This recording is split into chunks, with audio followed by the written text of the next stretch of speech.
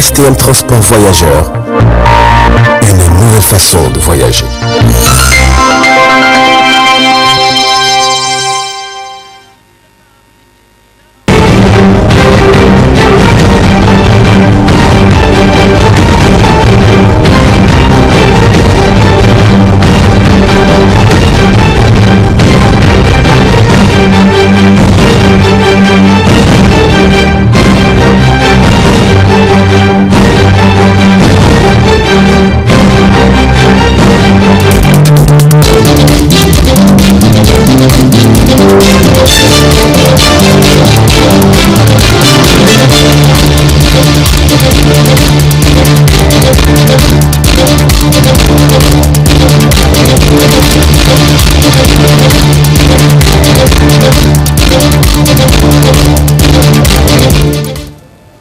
Messieurs, dames, bonsoir et bienvenue à cette édition d'information consacrée à la rétroactualité de la semaine. Le premier vice-président de l'Assemblée nationale, Kalla Ankourawa, a présidé le 29 juin 2021 dernier les travaux en séance plénière entrant dans le cadre de la première session ordinaire au titre de l'année 2021, dite session des lois. Au cours de la plénière, les parlementaires ont procédé au débat d'orientation budgétaire de la période 2022-2024. Le compte rendu de S. Adamou et Ibrahim Kantama. Devenu aujourd'hui une tradition dans le processus d'élaboration du budget de l'État, le débat d'orientation budgétaire de 2022-2024 est l'objet du point inscrit à l'ordre du jour de la séance plénière de ce mardi 29 juin 2021. La plénière s'est déroulée en présence des commissaires du gouvernement, notamment le ministre des Finances. La note du cadrage macroéconomique 2022-2024 qui sous-tend le décret 2024. Quant au décret, il a été adopté par le Conseil des ministres à sa session du 17 juin 2021. Ce cadrage est bâti sur la base d'hypothèses, tant sur le niveau international qu'au niveau régional, mais aussi au niveau national. Au niveau international, qui sont des hypothèses exogènes, nous faisons l'hypothèse que l'activité économique mondiale reprendrait en 2021 avec un taux de croissance de 6%. L'inflation moyenne annuelle de la période serait à 1,9%. Le coût moyen du pétrole brut se situerait en moyenne de la période à 49,82 dollars américains par baril. Le coût moyen du uranium serait de 33,9 dollars américains par livre. Le coût moyen de l'or se situerait à 1850 dollars américains. Et le taux de change dollars par rapport au CFA en moyenne s'établirait à 538,4 francs CFA. Au niveau régional, il est principalement attendu que la reprise des activités économiques au niveau du mois, ainsi que de la CEDEAO, mais également des activités de l'ouverture des frontières terrestres avec les Nigériens. Au niveau national, les principales hypothèses portent en particulier sur la consolidation et la capitalisation des actions ou des acquis du plan de développement économique et social 2017-2021 et la mise en œuvre d'un nouveau plan de développement économique et social 2022-2026 qui est actuellement en cours d'élaboration. Quant au président de la commission de finances, dans ses mots introductifs, il est revenu sur l'importance du dit débat. Il permet ainsi aux députés de renforcer leur information en amont de l'examen et du vote du projet de la loi de finances, donner leur avis sur les hypothèses, les options de politique économique et leur traduction. Monsieur le Président, honorables députés, le présent rapport que le rapporteur général va vous présenter bientôt est le résultat de nos travaux avec les responsables du ministère des Finances et les autres commissions générales permanentes de l'Assemblée nationale. Après une éloquente présentation du rapport, les parlementaires ont dans ce débat posé plusieurs questions relatives au budget. Enfin, il faut noter que le principe de la transparence veut que les élus de la nation soient informés des choix de politique financière du gouvernement en formulant des avis de recommandations et observations. Les travaux reprendront ce samedi avec le contrôle de l'action gouvernementale à l'ordre du jour. Le 6 juillet prochain se dérouleront les épreuves écrites du brevet d'études du premier cycle BPC sur toute l'étendue du territoire national. Pour le vice-président de la ALSIA, des dispositions ont été prises pour sécuriser le déroulement de cet examen. Suivant un extrait du vice-président de la ALSIA. Les équipes de la ALSIA, au moment où je vous parle, sont toutes prêtes. Donc pour le décollage. Nous avons fait toutes les réunions. Nous sommes donc sûrs de nos répondants au niveau donc des régions, puisque comme vous allez l'imaginer, en fait, ceux qui interviennent dans ce travail-là, il y a une trentaine d'agents donc au niveau de la ALSIA, mais également il y a d'autres correspondants que nous avons qui ne sont pas formels, qui vont travailler avec nous. Et ces autres-là, c'est les FDS qui sont dans les régions et qui sont formés, qui sont informés par rapport à la question. Il y a également les enseignants eux-mêmes, les professeurs, avec lesquels donc nous collaborons dans ce sens-là. Mais il y a autre chose que vous ne savez pas, il y a également les candidats eux-mêmes. Parmi les candidats, nous avons des amis, nous avons des élèves qui ont accepté de nous aider et on collabore avec eux. Aujourd'hui, à cette date où je vous parle, ils sont tous prêts. Nous serons présents sur toute l'étendue du territoire. Toute l'étendue du territoire. Même là où vous ne voyez pas le cachet de la ALSIA est là. C'est ça en fait la difficulté, ou bien ce qui va être surprendre beaucoup de gens. Les gens pensent que parce que la ALSIA n'est pas là, ou bien non, la ALSIA est là même quand elle n'est pas là. Et madame, oui, l'année passée c'est vrai que nous ne sommes pas... on n'a pas été impliqué, mais de par la loi, vous savez, on peut s'impliquer, même si on n'est pas appelé. La loi nous permet de nous impliquer nous-mêmes. Mais cette fois-ci, le ministère, les autorités du ministère de l'Éducation nationale nous ont écrit à temps pour nous demander de les accompagner. Et je crois que c'est ce que nous sommes en train de faire et nous allons le faire tel que nous l'avons prévu. L'important pour nous est que ce diplôme-là soit un diplôme propre. L'appel que nous avons à lancer aux candidats, mais pas seulement aux candidats, à tous les acteurs qui entrent en jeu dans l'organisation de ce concours-là, d'être prudent, de faire en sorte qu'il ne soit pas pris la main dans le sac. Parce que nous serons intransigeants par rapport à tout celui qui va se faire prendre. Et je crois que il faut que je le dise aujourd'hui, pour que ceux qui pour un rien, pour une somme maudite, se fassent prendre, ils encourent des risques du point de vue pénal, mais aussi, surtout du point de vue de la société elle-même. Quelqu'un qui se fait prendre pour une somme de 50 000 francs, qu'il pourra dépenser tout de suite, et qui lui servira pratiquement à rien du tout, et qu'il soit pris, sera loin de sa famille. Il n'a pas sa liberté.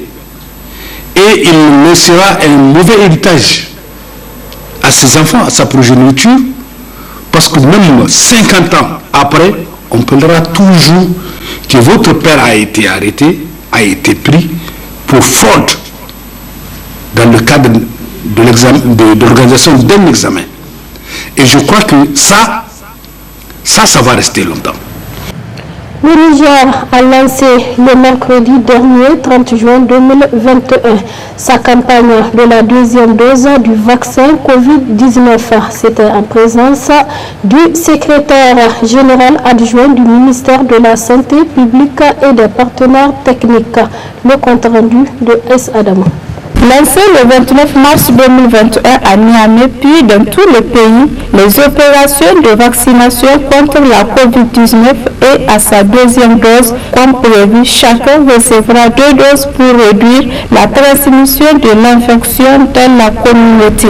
Après avoir reçu sa deuxième dose, l'UNICEF a lancé aujourd'hui un vibrant appel à la mobilisation destinée au soutien du programme COVAX. On est au milieu d'une deuxième campagne pour essayer d'atteindre le maximum de personnes possibles au Niger. J'ai souvent l'habitude de dire que à tout père et à toute mère de famille, à tout chef traditionnel ou religieux, il incombe un devoir de protection. Un devoir de protection envers sa famille, un devoir de protection envers ses voisins, envers sa communauté. Et encourager chaque père de famille, chaque mère de famille, chaque leader traditionnel ou religieux au Niger, d'encourager sa communauté, d'encourager sa famille à se faire vacciner. La deuxième dose, pour moi, ça ressemble un peu à une clôture autour d'un champ. Si vous semez votre champ, vous le cultivez, vous faites une clôture à moitié, vous ne faites pas de clôture du tout.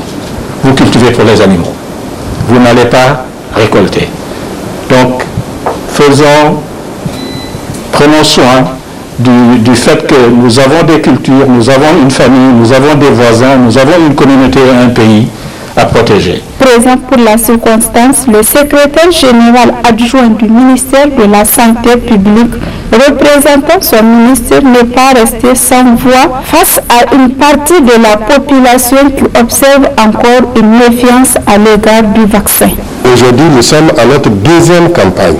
Il y a eu une première, effectivement, qui s'est passée, et la deuxième que nous avons entamée depuis le 15 juin, et qui d'ailleurs même se poursuit dans tout le territoire du pays. Effectivement, pour que chaque Nigérien ait la chance, effectivement, de se faire vacciner, de se faire protéger, en tout cas, et de protéger les autres. Parce que se vacciner, on ne se vaccine pas seulement pour soi, mais on se vaccine effectivement pour les autres, pour que les autres là aussi ne contaminent pas, ne prennent pas la maladie. Donc, beaucoup sont venus, beaucoup se sont fait effectivement vacciner. Et au niveau des régions, et même ici à Niamey, vraiment beaucoup d'initiatives que nous avons eues pour que les uns et les autres viennent. Et c'est le lieu de féliciter, en tout cas, tous les agents de santé qui donnent de leur meilleur pour que, effectivement, cette vaccination-là ait lieu. La pandémie du Covid-19 est une crise sanitaire sans précédent et les enfants en sont les premières victimes collatérales. C'est pourquoi le Fonds des Nations Unies pour l'enfance, désigné par l'acronyme UNICEF, continue d'apporter sa pierre d'édifice afin de lutter contre une hausse de la pauvreté ainsi que le travail des enfants. En vous vaccinant, vous vous protégez et vous protégez vos proches. Et votre geste contribuera à couper court aux rumeurs sur ces vaccins. Les résultats des prévisions saisonnières des caractéristiques agro-hydroclimatiques et de partage du plan de contingence sur les inondations à Niamey. Objet d'une rencontre le 30 juin 2021 dernier à Niamey. Selon le directeur de l'hydrologie à la direction des ressources en eau, Mohamed Husseini Ibrahim, 2021 sera aussi humide et il faut s'attendre à des inondations.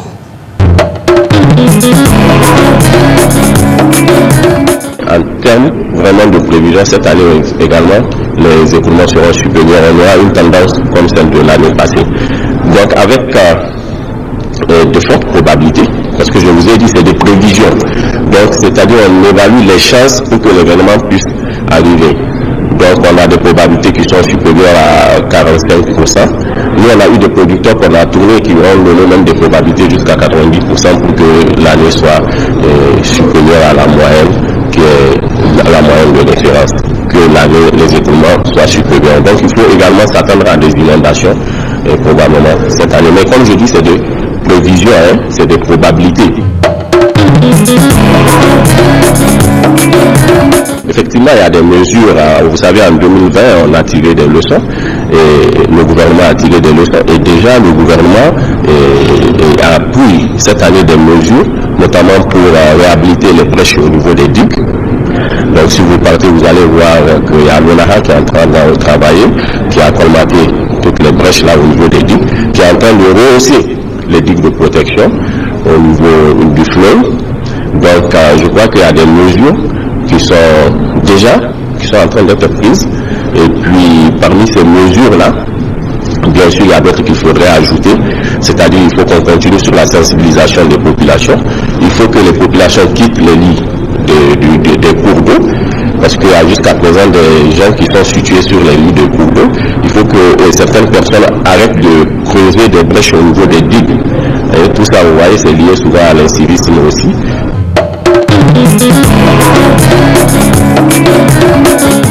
Des modèles qu'on a installés, notamment le modèle Islapis, grâce à la coopération italienne.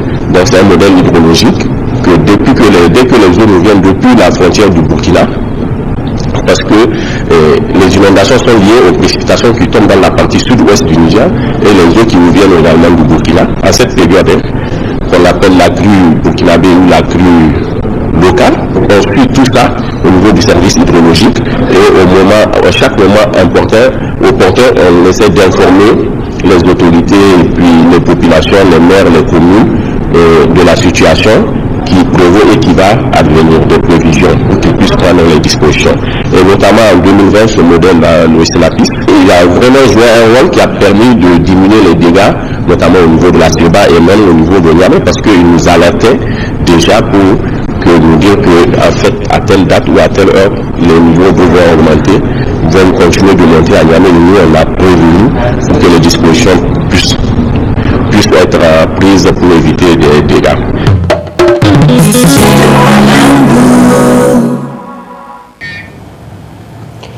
Ouverture le 1er juillet dernier à l'hôtel Radisson de la table ronde des bailleurs de fonds pour le financement du plan d'action de la stratégie nationale de finances inclusive révisée 2019-2023. C'était sous le haut patronage du Premier ministre, chef du gouvernement Oumoudou Mamadou. Plus de détails dans ce reportage de Ramat Oumarou et Abdelraouf Dayabou.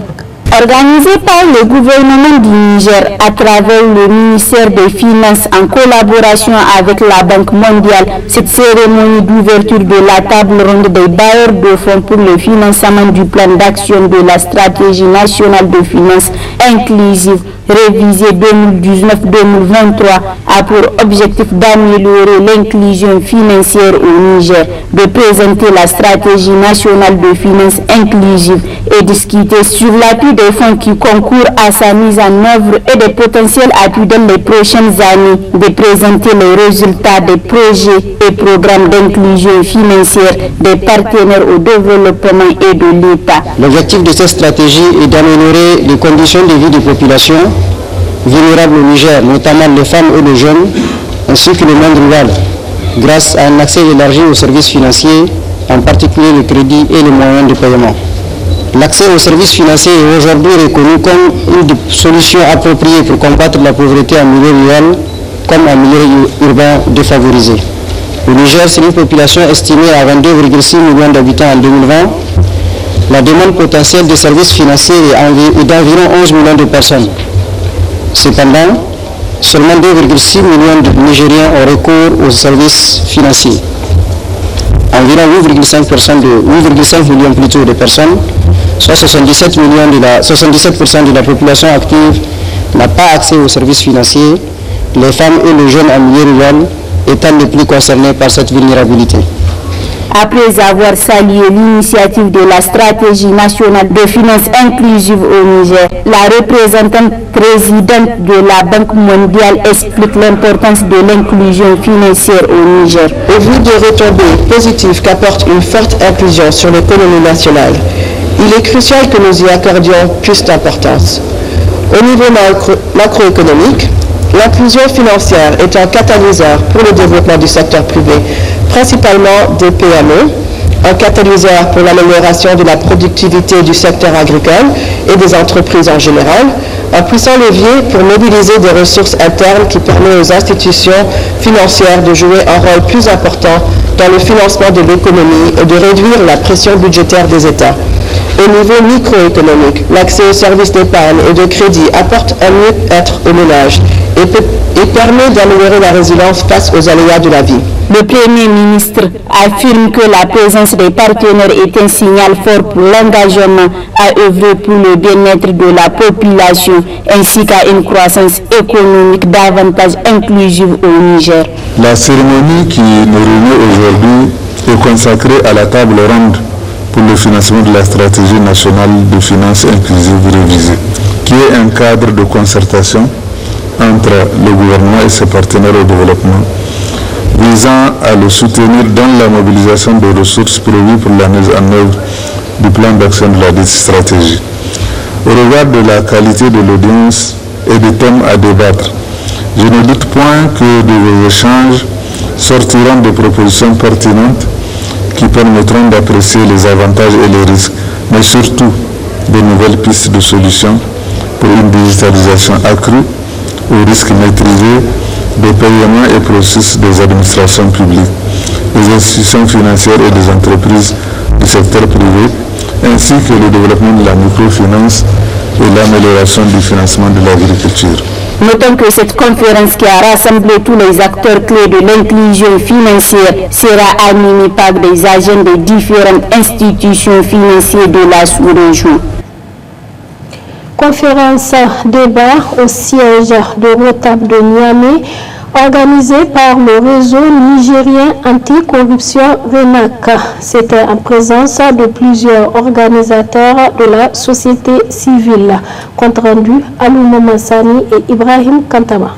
Enjeux, défis et participation des organisations de la société civile dans la lutte contre la corruption. C'est le thème de la conférence débat organisée par le réseau nigérien anticorruption. Un réseau composé de plusieurs organisations de la société civile nigérienne. Pour Adamou Oumarou, membre du dit réseau, cette conférence débat entre dans le cadre de lancement des activités du réseau nigérien anticorruption. Il faut savoir que notre pays avait ratifié, d'abord nous avons la charte africaine sur la prévention, la convention africaine sur la prévention et la lutte contre la corruption, la convention des Nations Unies sur la lutte contre la corruption et aussi ratifier ces mécanismes d'examen et aussi d'autres lois en réalité au niveau de notre pays.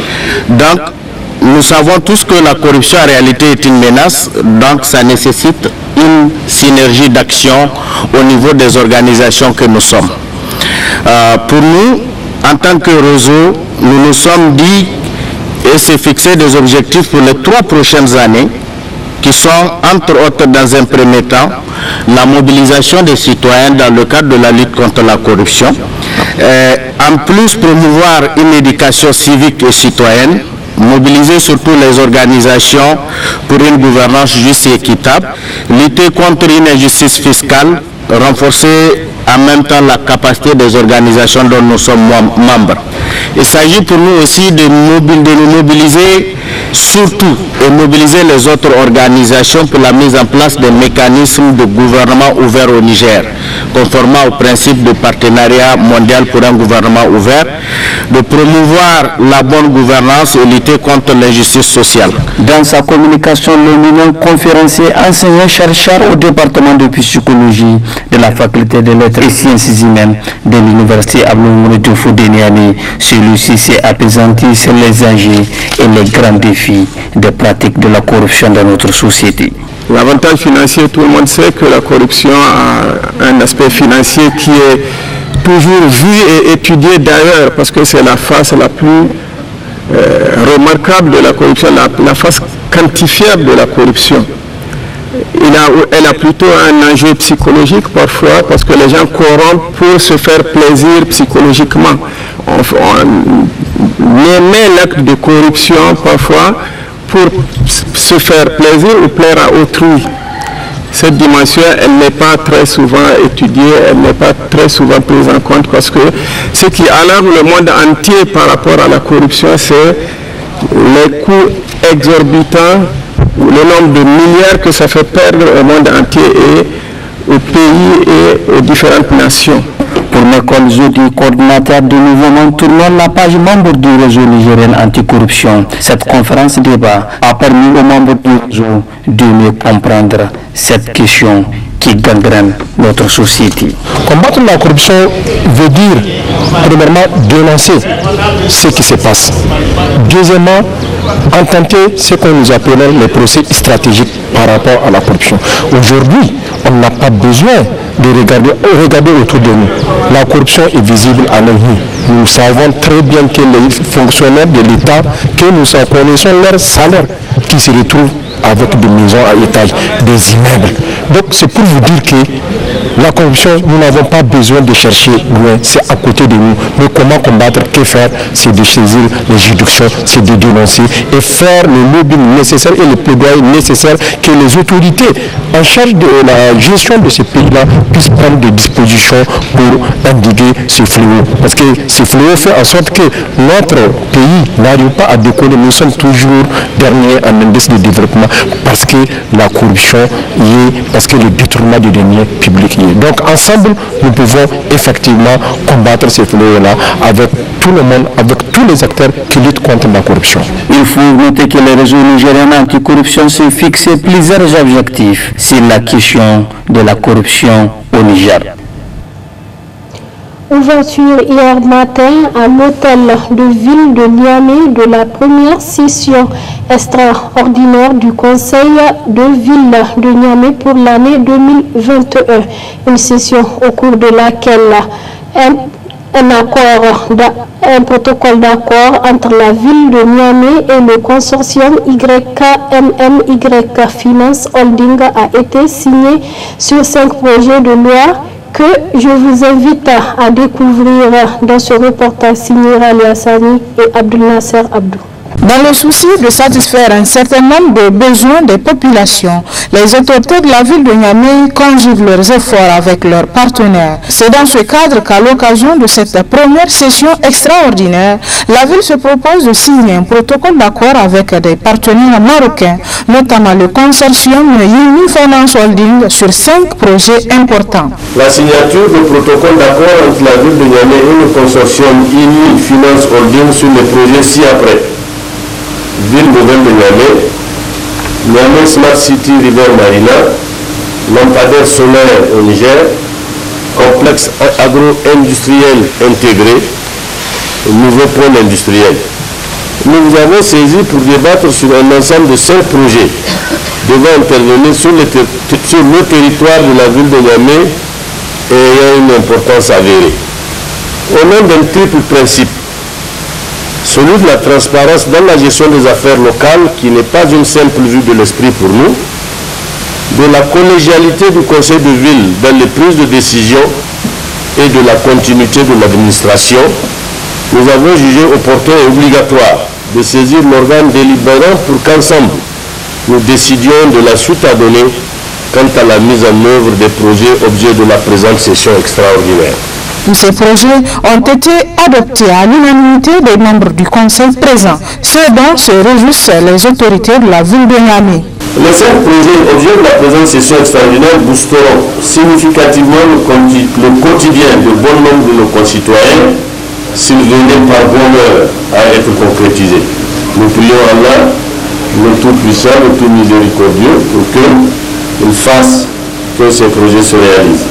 La ville de Niamey vient de jouer sa partition en donnant son accord par l'adoption d'une délibération à cet effet, comme stipulé par l'article 313 du Code général des collectivités territoriales. Nous allons donc envoyer les protocoles d'accord signés à la tutelle pour requérir son approbation. Pour revenir aux membres du conseil de ville, je vous dis encore une fois de plus merci. Mon bonheur est immense car nous avons travaillé ensemble, sans tergiversation aucune, en ayant toujours en ligne de mire l'intérêt de la population. Ces différents projets d'envergure pour la ville de Niamey ont ainsi été adoptés au grand bonheur des deux parties. Des projets qui, une fois mis en œuvre, permettront d'améliorer significativement le niveau de vie des populations. Nouveau rebondissement dans l'affaire des élections de 2020-2021 au Niger. En effet, après avoir soulevé tout un tollé autour du processus électoral devant les tribunaux locaux, l'affaire est désormais pendante devant la Cour de justice de la CEDEAO suite à une requête introduite par le camp d'un des deux candidats qualifiés pour le second tour, en l'occurrence le camp Mohamed Ousmane. Ce dernier dénonce plusieurs irrégularités, dont des violations des droits de l'homme et des discriminations. Suivant un extrait du point de presse animé par son avocat à ce sujet. Le 21 juin 2021, notre requête a été déposée à la Cour de la justice de la CEDEAO et elle a été enregistrée sur ce numéro 3221. Et également de toutes les pièces en annexe qui accompagnent la requête. Également 41 pièces en annexe que vous voyez compilées dans ce dossier. Et également, les pièces ont été reçues. C'est un dossier électronique, y compris tous les procès-verbaux de 6133 bureaux de vote litigieux. Et de ces 6133 bureaux de vote, nous avons relevé des irrégularités sur 5054 bureaux de vote qui ont été scannés dans un document électronique et qui a été versé au dossier de la Cour. Ensuite, la Cour saisie de l'affaire qui a été arrêtée, qui a suivi le circuit, a déjà saisi l'État du Niger par cet acte de notification de la requête qui lui a été adressée. Et entre-temps, tous les honorables juges de la Cour ont reçu chacun une copie du dossier. Et voilà, dans cet acte où on informe l'État du Niger de la requête déposée contre lui et des greffes qui lui sont reprochées, un délai de 30 jours lui a été donné pour présenter son mémoire et il a reçu ça aussi par voie électronique le 22. Donc ce qui veut dire que le 22, le 23, le 24, le 25, le 26, nous comptons déjà les jours. Il reste 26 jours pour l'État du Niger à présenter ses mémoires avec l'avis de ceux que s'il n'a pas pu présenter son mémoire dans le délai d'un mois, la Cour peut statuer en son absence. Donc voilà en ce qui concerne la forme de notre saisie. Après 3 jours d'intenses travaux, les rideaux sont tombés sur le séminaire international d'échange d'expériences sur la gestion d'une commission électorale nationale indépendante et permanente, d'où le lieu de la synthèse des travaux hier après-midi à Radisson Blu. Aïssa Adamou pour plus de précisions sur les images de Moumouni Abdou. Organisé par la Commission électorale nationale indépendante CENI en collaboration avec le Programme des Nations Unies pour le développement PNUD, cette rencontre internationale a regroupé les membres des commissions en charge des élections du Nigeria, Bénin, Burkina Faso, Mali, Ghana, Guinée, Côte d'Ivoire, le Togo, le Canada et le Sénégal, ainsi que les représentations des organisations internationales. Après 3 jours d'intenses travaux et d'échanges de très haut niveau, c'est le lieu de synthèse des travaux abattus. Prenant la parole, le représentant des participants a prodigué des remerciements tout en notifiant la pertinence d'une telle rencontre et les leçons apprises. Le représentant résident par intérim du PNUD au Niger, quant à lui, a réaffirmé leur engagement à accompagner la CENI. Qu'il soit de type ad hoc ou permanent, la mise en place et le fonctionnement d'un OGE procède d'une démarche obéissant à des principes qui viennent de nous être partagés par l'équipe des rapporteurs. Principes directeurs notamment l'indépendance, l'impartialité, l'intégrité, soutenus par la transparence et le professionnalisme. C'est de la triangulation de ces 3 I, indépendance, impartialité, intégrité, qui constitue le socle de la transparence, elle-même animée par le professionnalisme des membres de l'OGE, que ressort l'efficacité attendue. Cette efficacité recherchée ne saurait être effective sans un ancrage adéquat dans un plan de développement stratégique et institutionnel. Le dit plan, on vient de l'entendre, devrait tenir dûment compte de la nécessité de disposer d'un fichier électoral biométrique transparent, inclusif et régulièrement mis à jour. De ressources humaines, financières et techniques susceptibles de conférer tout le professionnalisme recherché. Et bien entendu d'une stratégie de communication favorisant l'établissement de partenariats constructifs. Oui, le partenariat. Et c'est bien ici que le PNUD se situe pour continuer à soutenir les efforts respectifs des acteurs clés dans la conduite des processus électoraux dans l'espace CEDEAO. Il me plaît donc, Monsieur le Président, de vous renouveler toute la confiance du Programme des Nations Unies pour le développement à poursuivre notre partenariat de qualité empreint de confiance mutuelle. Dans son mot de clôture, le président de la CENI, pour sa part, a remercié les participants et le public pour son accompagnement. Nous venons de réussir en commun l'organisation d'un séminaire de très haut niveau sur les plans conceptuels et méthodologiques. C'est donc un grand plaisir et beaucoup de satisfaction que je rêve là dans la richesse des contributions, leur complémentarité malgré la grande diversité et surtout la très haute qualité des exposés faits par les experts et autres intervenants qui ont animé ces 3 journées de manière magistrale. La densité des conclusions et la pertinence des recommandations résument et témoignent de façon éloquente la qualité et la richesse de nos travaux. Ce premier séminaire n'est qu'une étape. Je suis persuadé que nous en organiserons d'autres.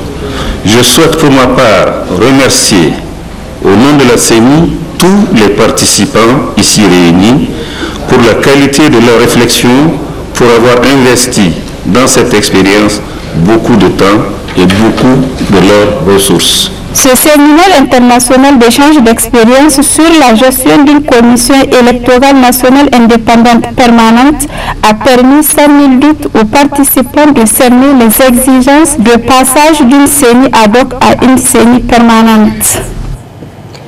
Nous en venons à présent à la revue de presse hebdomadaire. Comme chaque semaine, Ralia Sami a parcouru pour nous les journaux parus au cours de la semaine. Très bonne réception et bon début de semaine à tous. Au revoir.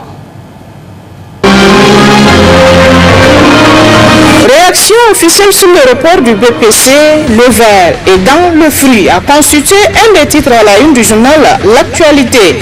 L'actualité qui rapporte qu'il y a en effet de quoi croire à cette autre raison de marmite vide pour rappeler une triste époque où le socialisme au Niger s'essayait au pouvoir sans être capable.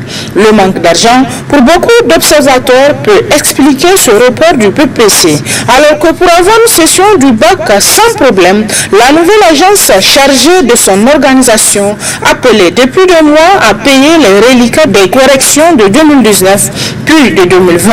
Plusieurs semaines après, on se rend compte selon le journal qu'elle n'a toujours pas été capable, malgré le zèle et l'ambition qu'elle a, d'éponger les frais de correction de 2019 pour entamer ceux de 2020 et songer à l'organisation sans problème de la session de juillet prochain. Puis à la une du journal Indépendant Plus, l'appréciation de la gouvernance du président de la République. Un ballon d'essai s'exclame en gros le journal.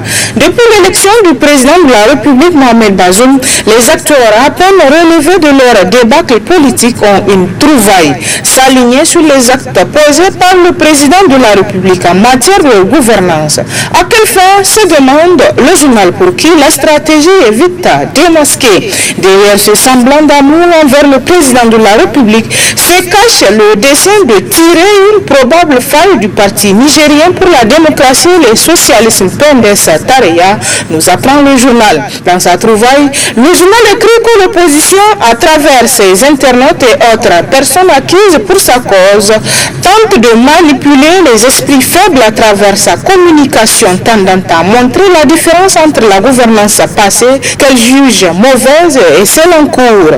Et pourtant, le programme de la Renaissance, acte 3, est la suite logique des actes 1 et 2 exécutés pendant les 2 premières législatures de la 7e République, s'indigne le confrère. Quant au journal, l'enquêteur s'est intéressé cette semaine dans sa parution à l'affaire Ibou Karadje. Après la transmission du rapport de l'IGE sur l'affaire Ibou Karadje au président de la République, Bazoum en marche arrière, se demande l'enquêteur. Comment le chef de l'État compte-t-il s'y prendre pour crever l'abcès que constitue l'affaire Ibou Karadje, se demande toujours le journal, pour qui Bazoum Mohamed est en face du premier test de son quinquennat. Il joue sa crédibilité tout simplement. L'affaire Ibou Karadje, du nom de ce commis affecté à la présidence de la République, est le tout premier cadavre extrait des placards du régime précédent. En ordonnant une série d'inspections générales d'État IGE au ministère des Finances et au Trésor national, le nouveau président de la République a posé les premiers jalons de l'une de ses promesses phares, à savoir la lutte contre la corruption. Nous l'avions écrit dans nombre de nos parutions, écrit toujours le journal qui rappelle qu'Amadou Moussa Ibrahim dit Ibou Karadje n'aurait pas pu commettre les indélicatesses qu'on lui reproche s'il n'avait pas bénéficié de complicité active et ou passive face aux enquêteurs. L'ex-agent du service transport de la présidence de la République ne s'est pas départi de sa ligne de défense. Il est resté droit dans ses bottes. Les lettres d'autorisation de paiement utilisées sont tout sauf fausses. Il en est de même pour les signatures et les cachets qui sont bien ceux des responsables du ministère des Finances, n'a-t-il eu de cesse d'affirmer durant ses auditions. N'ayant plus grand-chose à perdre, Ibou Karadje n'a pas hésité à communiquer aux enquêteurs les noms de ses complices présumés. Dans le rapport de l'IGE récemment transmis au président de la République, le préjudice causé à l'État se chiffre à plus de 4 milliards de francs CFA. Quelle suite Bazoum Mohamed compte-t-il donner à cette affaire? C'est toute la question selon le journal. Quant au journal, le Hérisson s'est intéressé à la gouvernance de la Renaissance. Il écrit en gros dans ce titre la Renaissance, acte 3, entre zélateurs et laudateurs.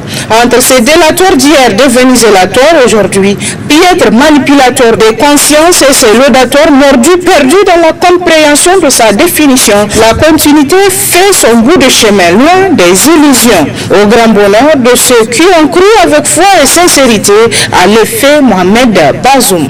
Qu'est-ce Qu'est-ce qui s'est passé pour que les pourfendeurs du candidat du Parti nigérien pour la démocratie et le socialisme Pendes Taraya deviennent les supporters zélés du président de la République, s'interroge le journal qui écrit que pourtant c'est le même homme. Et peu de temps s'est écoulé pour produire une telle métamorphose, car si on prend comme point de départ le jour de la prestation de serment du nouveau président de la République 2 avril 2021 et pour point d'arriver la fin du mois de juin, Mohamed Bazoum n'a pas, selon le journal, plus de 3 mois de fonction à la tête du pays. En moins de ses 100 premiers jours, il aurait ainsi convaincu ses délateurs d'hier qu'il est le meilleur choix pour le Niger, qu'ils auraient ainsi manqué d'intelligence et de flair politique pour n'avoir pas perçu en l'homme ce qu'avaient vu ces gamins quand ils reprenaient à tue-tête le slogan « C'est Bazoum ». Pour ces délateurs d'hier, zélateurs d'aujourd'hui, le journal écrit que le président de la République n'est pas dans la logique de la continuité. C'est pourquoi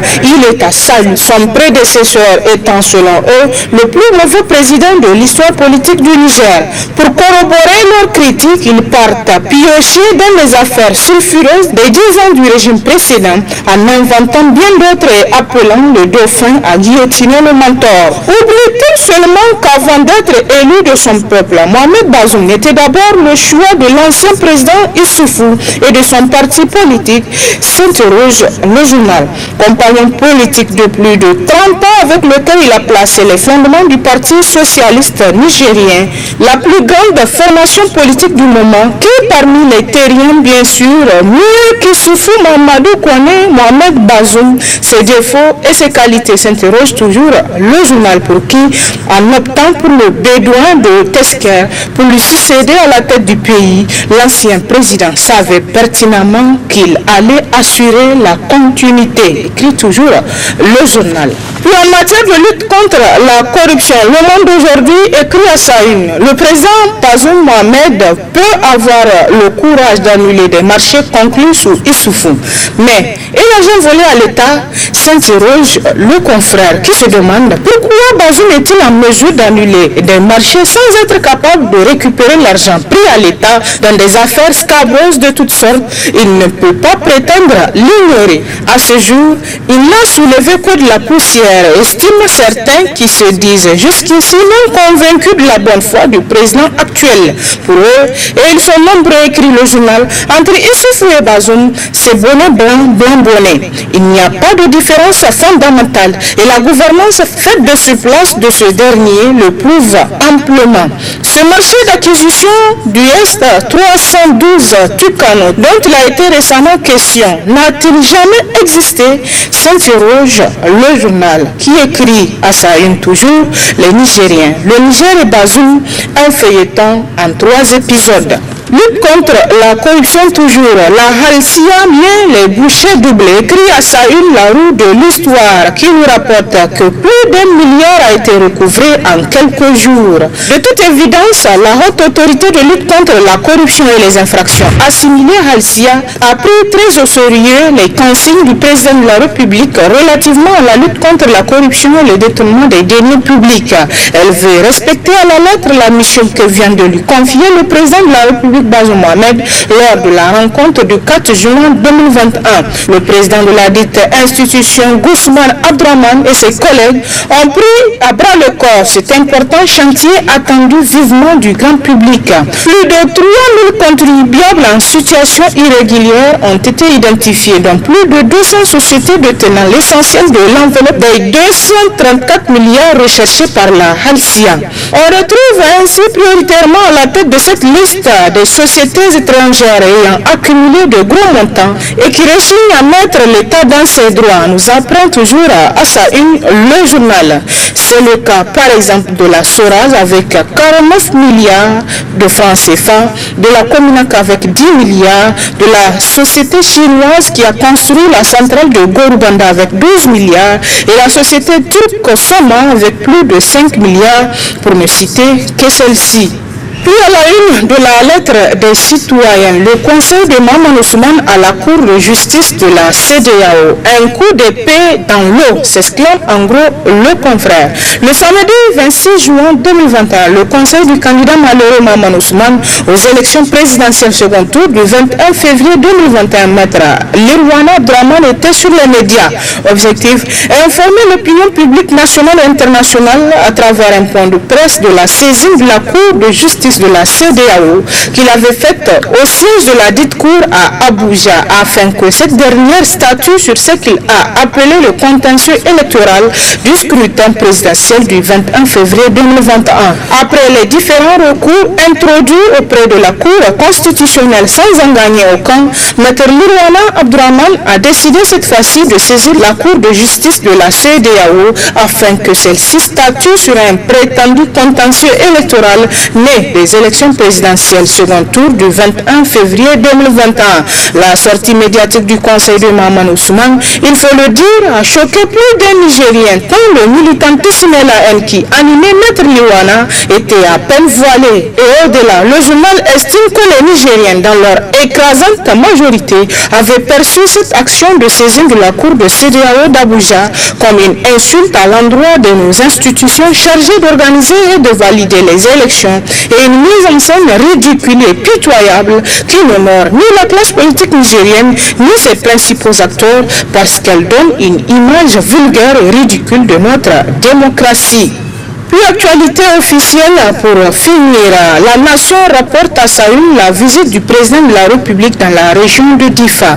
Apporter du réconfort à la population et encourager les forces de défense et de sécurité, a écrit en gros dans ses titres la nation. Le président de la République, chef de l'État, Mohamed Bazoum, à la tête d'une forte délégation, est arrivé hier matin à Difa. Cette visite, la toute première à l'intérieur du pays du chef de l'État, a plusieurs objectifs, dont la principale est d'aller à la rencontre des populations déplacées qui sont en train de rejoindre leur village après les avoir quittés il y a 6 ans. Elle vise aussi à remonter le moral de la troupe qui se bat pour assurer la sécurité du pays. Cette visite de travail de 72 heures du chef de l'État dans la région de Difa a une portée symbolique car placée sous le signe de la résilience et de l'espoir dans une zone qui a souffert de mouvements des populations dues à l'insécurité. Ce déplacement intervient aussi pour marquer la solidarité de toute la nation aux efforts entrepris par le président de la République Bazoum Mohamed en vue de normaliser la situation de cette région. Et c'est l'essentiel de l'actualité à travers les journaux cette semaine. Très bonne lecture et à la semaine prochaine, Inch'Allah.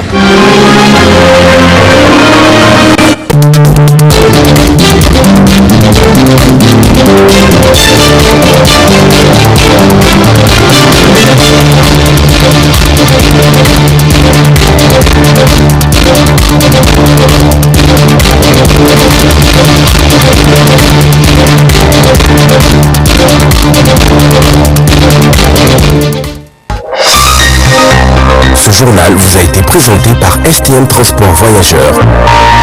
Une nouvelle façon de voyager.